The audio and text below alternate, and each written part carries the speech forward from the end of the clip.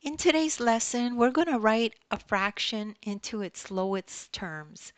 So if we have a problem like this that says write 5/20ths in lowest terms. Well, the first thing we need to know is what does lowest terms means? It means writing the fraction with the lowest possible numerator and denominator. So let's explore that further. So find the largest number that divides both into the numerator and the denominator. So for example, 1 divides into 5 and into 20. But I don't think that's the biggest number, the largest number that divides into both. We need to find the largest number that divides into both. Another example could be 2, but 2 divides into 20, but it does not divide into 5, so we cannot use 2. So divide both the numerator and denominator by that number when you find it.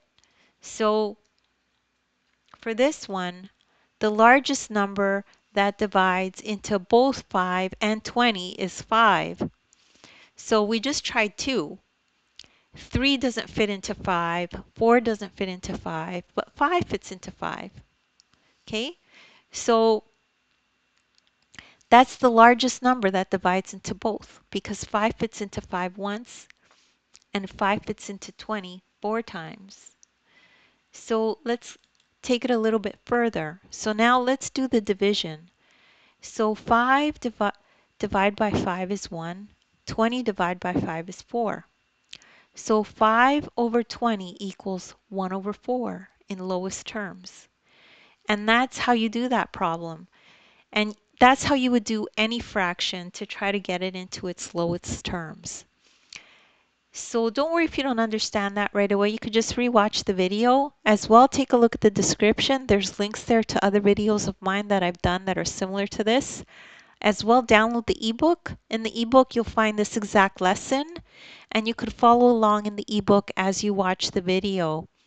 There's a link in the ebook. You could click right on it, and it'll take you to this exact lesson. So you could read the ebook as you have instruction on the actual lesson. Thank you so much for listening, and please remember to like and subscribe.